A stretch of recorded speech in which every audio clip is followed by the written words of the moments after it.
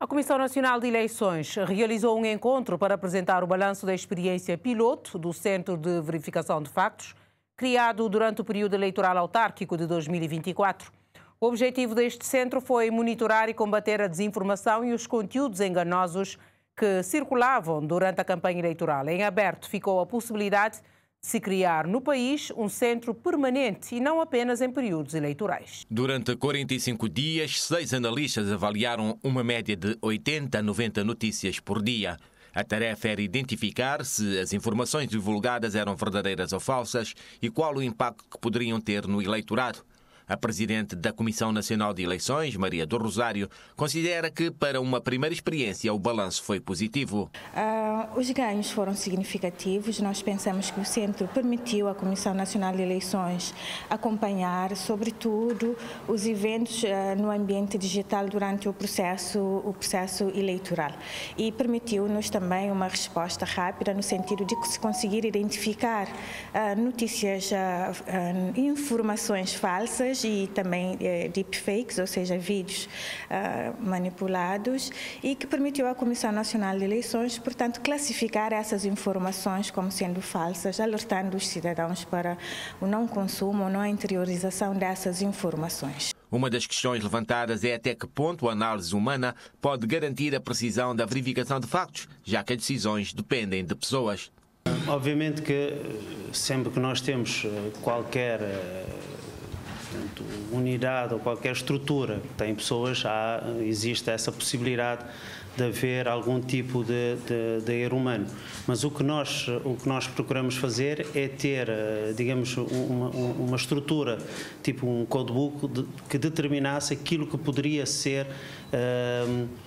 chamado de, portanto, má informação, desinformação, mas para além disso havia ainda uma estrutura que foi posta, tanto em um fluxograma, em que a informação, ou através de uma queixa, ou eventualmente através da verificação, da monitorização, a partir do momento que um analista identificasse uma informação ou recebesse uma queixa, portanto, a primeira parte seria, portanto, verificar através daquilo que é o codebook se de facto se enquadrava dentro daquilo que nós vamos chamar de desinformação ou informação falsa, e depois disso, ainda, junto com o coordenador, com um dos coordenadores, iria analisar essa questão para verificar até que ponto, de facto, nós estávamos perante uma informação passível de ser classificado de desinformação.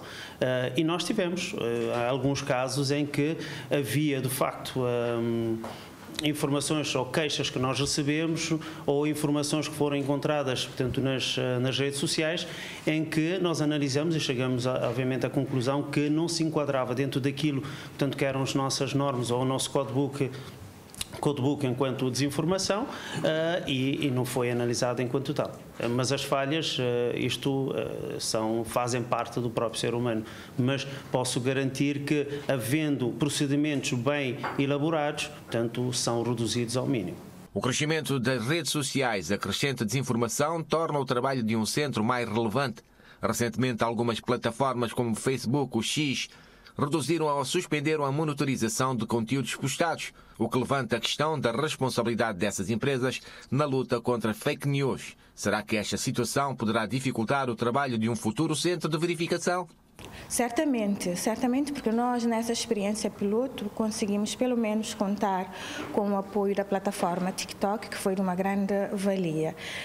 Estando perante alterações drásticas de políticas por parte, portanto, das empresas fornecedoras de serviços nas redes sociais, eu penso que o Estado de Cabo Verde deverá fazer um esforço para implementar um verdadeiro centro de checagem, de confirmação de informações que poderá coadjuvar, portanto, a administração eleitoral na identificação dessas informações falsas e trabalhá-las juntamente com os órgãos de comunicação social para empoderar os eleitores, portanto, a decidirem com base em informações verdadeiras e votarem consciente. Eu penso que sim, a saída deles ou a mudança dessa política implicará um esforço maior, um maior cometimento por parte das autoridades cabo-verdianas, falo concretamente, portanto, do governo, a implementar políticas políticas e medidas para tornar o espaço digital, pelo menos para os utilizadores cabo-verdianos, num ambiente mais seguro e que favoreça o robustecimento do nosso tecido democrático e não a fragilize. Em relação ao nosso trabalho não muda muito.